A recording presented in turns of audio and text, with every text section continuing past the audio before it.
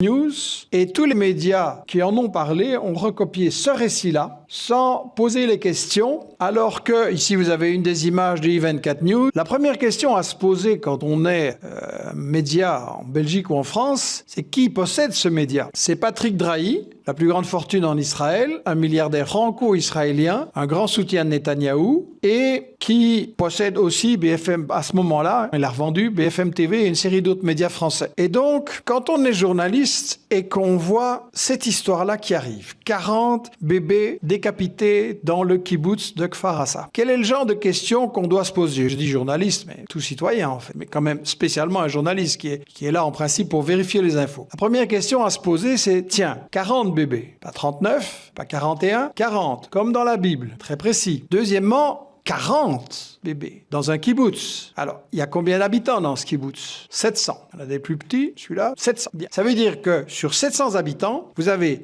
40 femmes qui ont donné naissance dans l'année à 40 bébés. Crédible. Donc, on doit aussi vérifier la source. Nous l'avons fait en analysant la première source. C'est un officier qui s'appelle David Pension. Il est interviewé, il donne la parole, il a l'air vraiment d'être bouleversé. Mais quand on vérifie qui c'est, voilà. En fait, c'est le directeur adjoint qui regroupe 35 colonies sionistes illégales en Cisjordanie. C'est un suprémaciste d'extrême droite qui a appelé à raser les villages palestiniens et notamment un où il s'est fait filmer. Et donc, c'est quelqu'un qui a publiquement souhaité la fin de Gaza et qui est vraiment un extrémiste à fond. Et malgré tout, nous avons eu, voilà, la presse et la télévision. Ici, on a pris des journaux papier. Dans le livre, j'analyse aussi, par exemple, la performance, c'est le mot, de Laurent Ruquier qui présente ça au grand public sur BFM TV. C'est hallucinant comment cette mise en scène est effectuée. Bien. Quelle est l'idée avec décapité? Vous aurez remarqué que les bébés, ce qui leur arrive, c'est très précis. Décapité. On a le psyops là derrière. Pourquoi il dit décapité? Parce qu'on sait ce que fait Daesh. Et donc, il suffit de dire décapité, vous n'avez pas besoin de prononcer le mot Daesh, mais l'objectif, c'est ça. Et cette diabolisation, elle est étudiée, elle est pensée. Ariel Sharon a commencé. Après le 11 septembre 2001, il a directement dit « Ah, vous avez vu les terroristes? Eh bien, nous, on a nos terroristes aussi, c'est les Palestiniens, et nous, on vous défend contre ces terroristes-là. » Très malin. Netanyahou a continué, et il a fait des discours, en 2014 notamment, que le Hamas, c'est Daesh, et Daesh, c'est le Hamas. Bien entendu, il n'a pas